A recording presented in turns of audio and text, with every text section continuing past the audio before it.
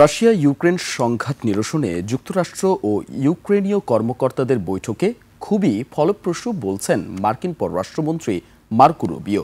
তবে রাশিয়ার সঙ্গে যুদ্ধের অবসান ঘটিয়ে স্থায়ী শান্তি চুক্তি অর্জনে এখনও আরও কাজ বাকি রয়েছে বলে জানান রুবিও। বিস্তারিত জানাচ্ছেন মাহফুজ মুকুল। যুক্তরাষ্ট্রের ফ্লোরিডায় হয়ে গেল ইউক্রেনের সঙ্গে উচ্চ পর্যায়ের গুরুত্বপূর্ণ বৈঠক, যার উদ্দেশ্য ছিল মার্কিন শান্তি পরিকল্পনার অংশ হিসেবে কিয়েভের জন্য বিশ্বস্ত নিরাপত্তা নিশ্চয়তা তৈরির পথ খোঁজা। বৈঠকে উপস্থিত ছিলেন মার্কিন পররাষ্ট্রমন্ত্রী মার্কো রুবিও, প্রেসিডেন্ট ডোনাল্ড ট্রাম্পের জামাতা জ্যারেড কুশনার এবং ইউক্রেনের জাতীয় নিরাপত্তা ও প্রতিরক্ষা কাউন্সিলের প্রধান রুস্তেম উমিরভ।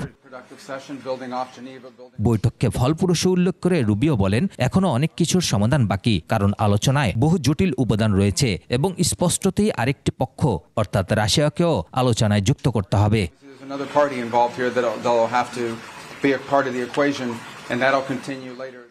আর ইউক্রেনীয় প্রতিনিধি উমেরভ এক্স হ্যান্ডেলে লিখেছেন, আলোচনায় কিয়েভের স্বার্থ রক্ষাই তাদের মূল লক্ষ্য।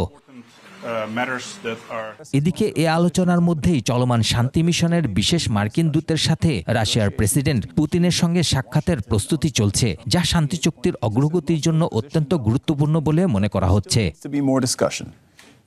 পুতিন জানিয়েছেন, যুক্তরাষ্ট্রের শান্তি খসড়া ভবিষ্যৎ চুক্তির ভিত্তি হিসেবে কাজ করতে পারে। আলোচনায় রাশিয়া অধিকৃত দনবাস ও ক্রিমিয়ার বিষয়টি গুরুত্ব পাবে। মাহফুজ মুকুল, 21 টেলিভিশন।